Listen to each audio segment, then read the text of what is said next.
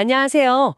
오늘 여러분과 함께 좀 깊이 들여다볼 글감이 있습니다. 감정에 덧칠하지 않는 투명함이라는 글의 한 부분인데요. 감정을 뭐랄까 포장하거나 왜곡하지 않고 그냥 있는 그대로 드러내는 것, 그 의미와 가치에 대해서 한번 이야기 나눠보죠. 네, 그 투명함이라는 말이 참 인상적인데요. 그렇죠. 이 글에서 말하는 투명함이란 게 마치 좋은 재료가 그 자체로 맛을 내듯이요. 우리 안의 감정을 막 과장하거나 혹은 너무 축소하지 않고 그 본래 모습 그대로 보여주는 걸 뜻하더라고요. 아, 그거 재밌네요. 비유가. 네.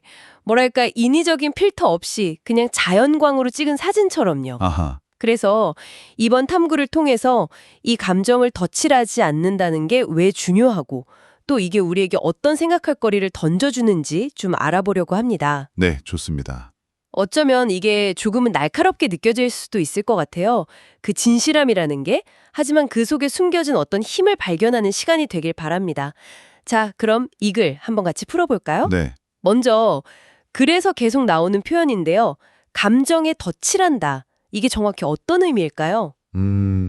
그래서는 이걸 본래 색 위에다가 다른 색을 자꾸 덧칠하는 것에 비유하더라고요. 아, 덧칠. 네, 예를 들면 그냥 좀 슬픈 건데 이걸 막 엄청난 비극으로 부풀린다거나. 그렇죠. 아니면 분노.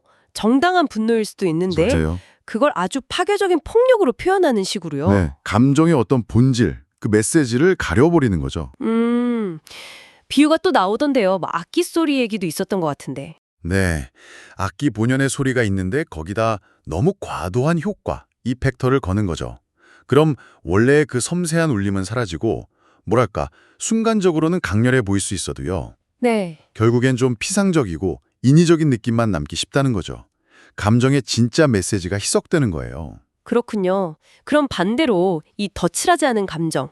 이건 어떤 가치를 지닐까요? 이 글에서는 이 부분을 꽤 강조하는 것 같았어요. 바로 그 지점이죠. 네, 이 글의 핵심인데요. 덧칠하지 않은 감정은 섬세한 수채화에 비유를 해요. 그 맑고 투명한 아름다움. 수채화요? 아, 네, 슬픔은 그냥 그 애잔함 그대로, 기쁨은 순수한 환희로, 심지어 분노조차도 그 정당한 에너지로서 드러날 때 가장 진실하고 또 강력한 힘을 갖는다고 말합니다. 그 자체로 힘이 있다. 그렇죠. 첫 번째 핵심은 바로 이거예요. 꾸밈없는 감정은 진솔한 공감과 연결을 가능하게 한다. 그 맑은 샘물 같은 느낌이랄까요? 단순히 감정 표현의 문제를 넘어서는 거네요. 이게 우리 자신을 더 깊이 이해하는 것, 자기 성찰과도 연결된다는 점이 저는 좀 흥미로웠거든요. 네, 맞습니다.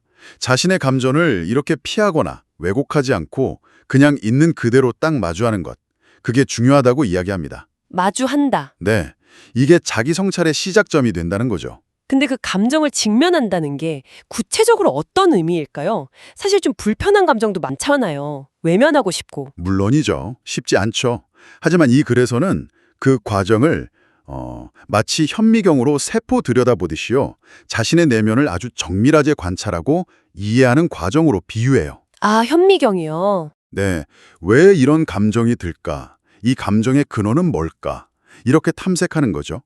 이 과정을 통해서 감정에 그냥 휘둘리는 게 아니라 감정을 좀 건강하게 다루는 능력, 이걸 키울 수 있다는 겁니다. 네. 이게 두 번째 핵심인 것 같아요.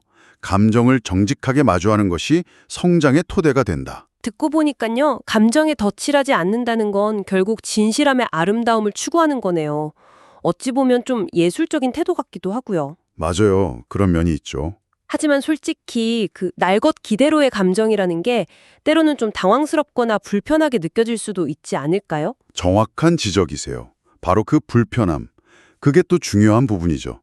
이 글은 그 불편함 속에 오히려 진실성과 투명함이 담겨 있기 때문에 어떤 꾸며진 아름다움보다 더 깊은 울림과 감동을 준다고 말합니다. 아, 그 불편함 속에 진실이 있다. 네. 예를 들어 화려하게 포장된 선물도 좋지만 가끔은 포장 없이 그냥 건네진 진심 어린 작은 선물이 더 감동적일 때가 있잖아요. 그런 느낌인 거죠. 네네. 그래서 세 번째 핵심은 이겁니다. 가공되지 않은 진실함은 그 자체로 강력한 힘을 지닌다. 순수한 보석처럼요. 자, 그럼 오늘 이야기 나눈 내용들을 한번 정리해보면요.